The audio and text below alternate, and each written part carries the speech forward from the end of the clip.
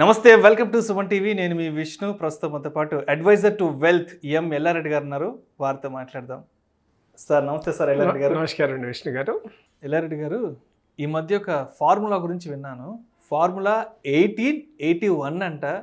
So ఏంటి అసలు ఈ ఫార్ములా 1881 అంటే ఏంటి?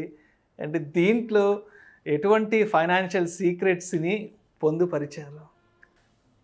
కరెక్ట్ అండి. యాక్చువల్లీ వెరీ ఇంపార్టెంట్ లైఫ్లో ఉన్న స్టేజెస్ని మనం కనుక డివైడ్ చేసుకుంటూ పోతే 1881 అంటే 1881 రూల్ అంటారు దీన్ని. చాలా ఇంపార్టెంట్ అండి. ఆలోచిస్తే మీకే అర్థమైంది కరెక్ట్గా ఏంటి అనేది. అంటే రెండు రకాలు. మన ఈ 99-100 సంవత్సరాల్లో చూసుకుంటే first 18 years and last 18 years. First 18 years మీ చేతుల్లో లేదు, లాస్ట్ 18 ఇయర్స్ మీ చేతుల్లో ఉండదు. ఈ మధ్యలో ఉండేదే మనం ఏదైనా చేయడానికి అవకాశం అసలైన సినిమా. దీన్ని కూడా 3 రకాలుగా డివైడ్ చేద్దామండి. 21, 21, 21. 18 ఇయర్స్ దాటిన తర్వాత 21 ఇయర్స్ అంటే just engineering or education complete అయ్యి కాని స్టేజ్లో ఉంటారు. అక్కడ నుంచి మన లైఫ్ స్టార్ట్ అయ్యింది, మేజర్ అయిపోతాము. సో ఒకటేసారి ప్రపంచం మీద పడతాం మనం. ప్రపంచంలోకి వస్తాం, ప్రపంచం మీద ప్రపంచం కూడా మన మీద పడుతుంది. పడిద్ది. ఎగ్జాక్ట్లీ అండి. ఇప్పుడంటే ఓకే, జాబులు ఈజీగా వస్తున్నాయి. మా టైంలో జాబులు లేవు. MBA ఫైనాన్స్ కంప్లీట్ చేసిన తర్వాత చూసుకుంటే 1000 రూపాయల జాబ్ అనేది చాలా కష్టంగా వచ్చేది. దానికి రికమెండేషన్స్ అది ఇది. ఈ రోజుల్లో అలా కాదు. ఇంజనీరింగ్ డిగ్రీ కంప్లీట్ చేయి బయటికి రాగానే 20,000, 50,000, ₹1,00,000 రూపాయల శాలరీ రెడీగా ఉంటుంది. సంవత్సరానికి 15 లక్షలు, 20 లక్షలు వార్షిక ప్యాకేజ్ తోటి. సో అలాంటి కండిషన్స్, అట్రాక్షన్ అనేది ఇప్పుడు ఉంది. బట్ యాజ్ ఎ పర్సన్గా చూసుకుంటే there is a testing period.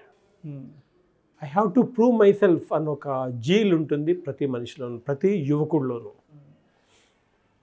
ఒక ప్యాషన్, ఏం చేయాలి, I have to prove my self. ఒకప్పుడు ఉన్నంత ఫ్లో లేదండి.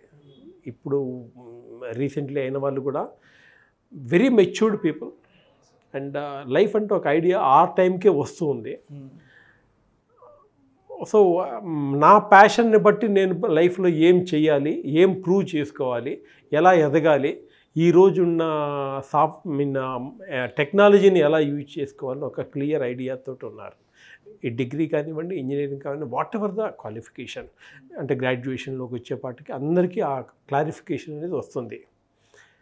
రీసెంట్లీ ఏదో సినిమా చూపించినట్టుగా ఇది అయిపోయింది కదా, వాట్ నెక్స్ట్ ఏంటి, ఏదో సినిమా నెక్స్ట్ ఏంటి, ఏదో సినిమాలో చూశాను, నెక్స్ట్ ఏంటి, పాస్ అయిపోయావా, నెక్స్ట్ ఏంటి.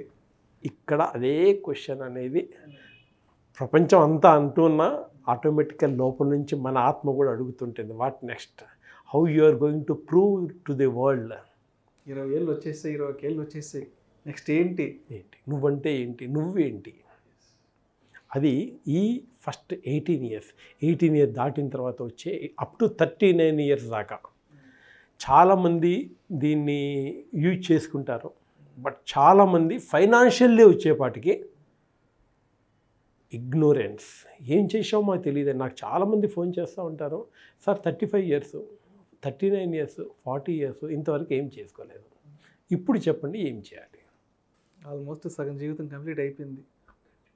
40 ఏళ్ళు మంచి కాంపౌండింగ్ అనండి, లేకపోతే ఎర్నింగ్ అనండి, ఈ టైంలో వచ్చే మనీ వెనకాల ఉంటే వచ్చే కాన్ఫిడెన్స్, మనీ సొంతంగా సేవ్ చేసుకుంటూ వచ్చే కాన్ఫిడెన్స్, దానికి కూడా కారణం ఏంటి అంటే ఆ జాబ్లోకి వెళ్ళంగానే ఒక ఎంజాయ్మెంట్ మూడ్లోకి వచ్చేస్తాం. Friends, new friends and club culture బాగా ఉంది. హైదరాబాద్ కానీ ఈవెన్ సిటీలో కానీ చాలామంది టౌన్లో ఉన్న, సిటీకి వచ్చిన, టౌన్ నుంచి సిటీకి వచ్చిన, టౌన్లోనే ఉన్న ఆ క్లబ్ కల్చర్ కానీ, న్యూ హ్యాబిట్స్ని క్రియేట్ చేసే ఫ్రెండ్స్ కానీ, ఆ అవకాశాలు. ఎందుకంటే ఒకప్పుడు డబ్బులు ఉండేది కాదండి.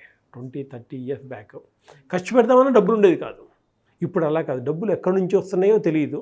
దాంతోపాటుగా కార్డు కల్చర్ అనేది బాగా పెరిగిపోయింది. క్రెడిట్ కార్డ్ ఎంత కావాలో చెప్పు, తీసుకో. అంటే మీరు చెప్తుంటే నాకు విషయం గుర్తు వస్తుంది. ఒక 20 ఏళ్ళకు ముందు ఇంట్లో వాళ్ళ దగ్గర నుంచి ఒక 100 రూపాయలు తీసుకోవాలంటే 1,00,000 ప్రశ్నలు ఎదురయ్యేటి. 100 రూపాయలు స్కూల్లో కట్టాలన్నా, లేదా ట్యూషన్ ఫీజు కట్టాలంటే 1,00,000 ప్రశ్నలు. ఇప్పుడు ఏమీ లేదండి. క్రెడిట్ కార్డ్ ఇంట్లోంచి బయటకు వచ్చేసాము, ముందు ఆ బంధం తెలిగిపోయింది. ఇంట్లోంచి బయటకు వచ్చేసాము, లేకపోతే ఊర్లోకి వచ్చాము, టౌన్లోకి వచ్చాము, లేకపోతే సిటీకి వచ్చాము, లేకపోతే ఇంకెక్కడికైనా వెళ్ళాము. ఫస్ట్ ఆఫ్ ఆల్ ఇంట్లో ఉంటే అదేంటి ఇదేంటి ఒక రెస్పాన్సిబుల్ క్వశ్చన్ అనేది ఏమి ఉండదు. జస్ట్ బయటకు వచ్చాము, open to the world now. So colourful salary, first of all మంచి శాలరీ. ఇంతకుముందు దాకా 100 రూపాయలు కావాలంటే ఎవరిని మీరు అన్నట్టుగా అడిగే అవసరము, ఇప్పుడు అడగాల్సిన అవసరం లేదు. క్రెడిట్ కార్డు ఇచ్చేస్తున్నారు. సో ఇవన్నిటి మీద చూసుకుంటే లైఫ్ కూడా ఒక కలర్ఫుల్. ఏం చేయాలి, ఆహా ఓహో ఆ ఫ్రెండ్స్ అలా ఎంకరేజ్ చేసే వాళ్ళు ఉంటారు. రిలేటివ్స్ కూడా ఎస్ నీకెందుకు బాగా మంచి శాలరీ వచ్చేసింది. ఈ స్టేజ్, ఈ ఫస్ట్ 21 years అంటే కొంతమంది నేను అన్నట్టుగానే కొంతమంది ఏంటంటే రియల్లీ ఈ టైంని బాగా యూజ్ చేసుకోండి. నిన్న మొన్న కూడా నాకు కొన్ని కాల్స్ వచ్చాయండి. 24 years సార్ నేను స్టార్టింగ్ నుంచే ఇలా సేవ్ చేసుకుంటూ వస్తున్నానండి. నాకు చాలా ముచ్చట చేసిందండి.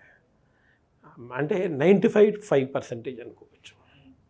అన్ఫార్చునేట్లీ 95%. దాన్ని కరెక్ట్గా యూజ్ చేసుకున్నాను 95%. ఐ మీన్ 5% యూజ్ చేసుకుంటారు. 95% ఈ స్టేజ్ని అసలు యూజ్ చేసుకోరు. Though they know many things. Financial దగ్గరకు వచ్చేప్పటికి మర్చిపోతుంటారు. సో ఇది 18 years నుంచి 21 years పాటు, ఫస్ట్ 20 స్టేజ్ 21 years పాటు, అంటే అప్ టు 39 దాకా చేసే పని ఇది. నెక్స్ట్ స్టేజ్ 39 నుంచి 60 సంవత్సరాల దాకా. ఈ 21 years టోటల్ యువర్ ఫ్యామిలీ ఇది అండి. మీకు మీది కాదు, మీ ఫ్యామిలీది, మీ పిల్లలది. అంటే ఇప్పటిదాకా మనం సేవ్ చేసుకున్నది వాళ్ళ ఎడ్యుకేషన్ గురించి, నెక్స్ట్ జనరేషన్ ఎడ్యుకేషన్ గురించి, నెక్స్ట్ జనరేషన్ మ్యారేజెస్ గురించి, కొద్దో గొప్ప రిటైర్మెంట్ గురించి ఆలోచించే వాళ్ళు చాలా తక్కువ. 60 దగ్గర పడుతుంది, ఏం చేయాలి? ఖర్చులు బాగా పెరిగిపోతూ ఉంటాయి. ఒక స్టేజ్కి వచ్చేస్తాము, స్టాండర్డ్ ఆఫ్ లివింగ్ పెరుగుతూ ఉంటుంది. సో ఇన్కమ్ లిమిటెడ్, ఎంత ఉన్నా కూడా ఈ తీరా చూసుకునేపాటికి ఒకప్పటిలాగా మంత్ చివరికి వచ్చేపాటికి ఏంటి పరిస్థితి, అంత కాకపోయినా ఎంతో కొంత అలాంటి పరిస్థితి ఉంటుంది. ఖర్చు అయితే పెడుతూ ఉంటారు, బట్ ఫ్యూచర్ గురించి కరెక్ట్గా ప్లాన్ చేసుకునే వాళ్ళే చాలామంది ఉంటారు. బట్ ఈ స్టేజ్ని కరెక్ట్గా నా గోల్స్ ఏంటి, నా నీడ్స్ ఏంటి, అసలు వాంట్స్ ఏంటి అనేది కరెక్ట్గా కనుక డిఫైన్ చేసుకుంటే the rest of the life కూల్గా ఉంటుంది, హ్యాపీగా ఉంటుంది. ఓకే అండి. సో ఇది second stage of life. Third stage golden age అంటారు జనరల్లీ, 60 నుంచి 81 దాకా. అది గోల్డెన్ ఏజా కాదా అనేది మాత్రం మీరు ఇప్పటిదాకా చేసిన పని మాత్రమే మిమ్మల్ని డిసైడ్ చేసేది. 42 yearsలో మీరేం చేశారు, ఎంత సేవ్ చేశారు, దేనికి ఎలా కేటాయించారు అనేది ఈ గోల్డెన్ ఏజా కాదా అనేది ప్రూవ్ చేసుకుంటారు.